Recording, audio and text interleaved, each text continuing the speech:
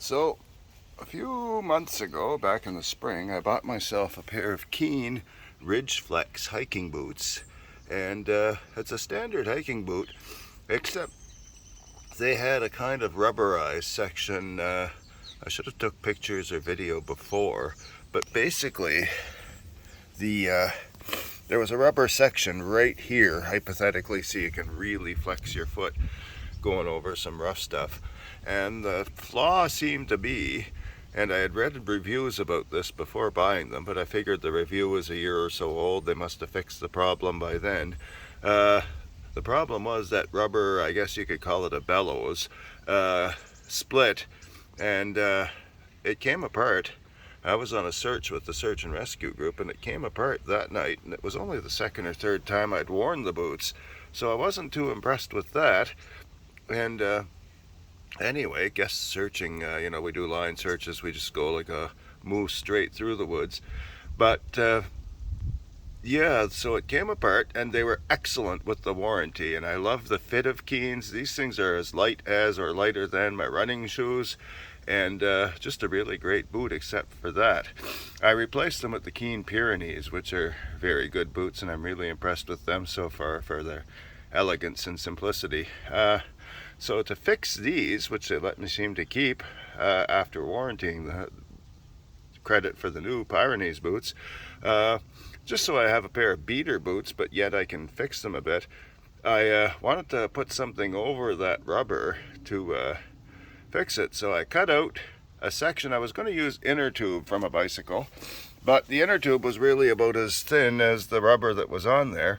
So I used, cut out, I had some old tires that I decommissioned off of one of my road bikes, and they're a little thicker and meaner, but of course they're shaped, that toroidal shape, like a donut, of course. So I had to do something to get the rubber to hold in place while it's over the boot, and the shoe glue that I used for glue is setting up. So I cut the rubber out to fit over the shoe the way I wanted it to, and that didn't take too much to do.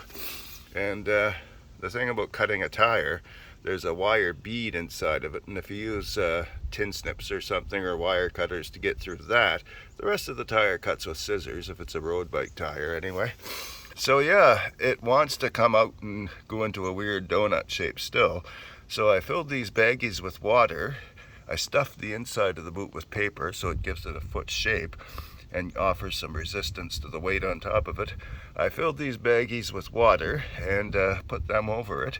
And I've just got this old piece of lobster trap I saved off the shore for a little extra stability. And yeah, so this is holding that rubber in place, and hopefully it does to patch up the loose sections of the boot. Otherwise, the boots are brand new pretty well. Like, I don't think I've gone 20 or 30 kilometers in them.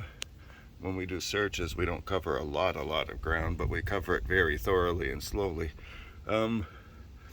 Yeah, so hoping this actually works out and it sets up correctly. And that's just my idea for doing that. Sand in the baggie might have worked too, but I didn't have sand, but I had lots of water, so that's the idea for now. And yeah, if you own a pair of Ridgeflex boots and they warranty you with better ones, and you want to salvage the Ridgeflex versus throwing them in the garbage, this is something you can try with them.